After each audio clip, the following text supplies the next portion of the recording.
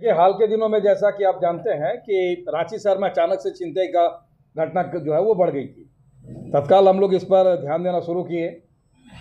Police उप महानिरीक्षक वरीय पुलिस अधीक्षक रांची के द्वारा तुरंत इसमें डीआईजी सर के माध्यम से एक एसआईटी का गठन किया गया और गठन करने के उपरांत की तत्काल जिन क्षेत्र में ये घटनाएं घटित हो रही थी वो सामान्य रूप से महिलाओं को टारगेट कर रहे थे, महिलाओं से ये छिनतई हो रही थी।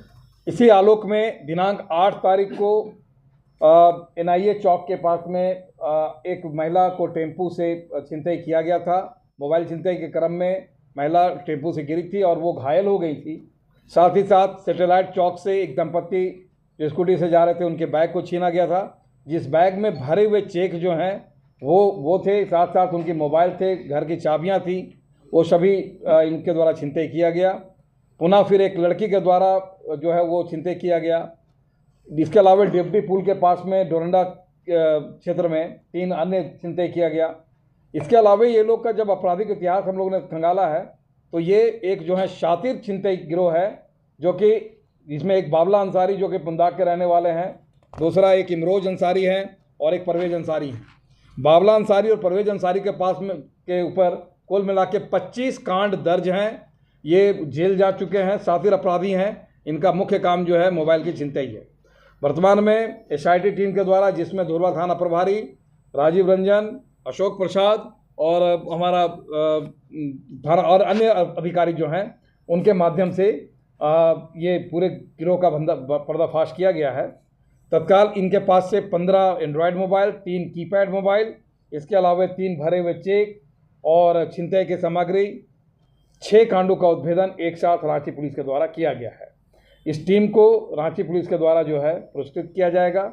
और अब इतना अवश्य है कि जगन्नाथपुर क्षेत्र में जो इनके द्वारा छिनतई किया जाता था उन घटनाओं को हम लोग रोक लगाने में सक्षम होंगे। रांची में किस तरह के गिरोह काम कर रहा है छिनतई की घटना?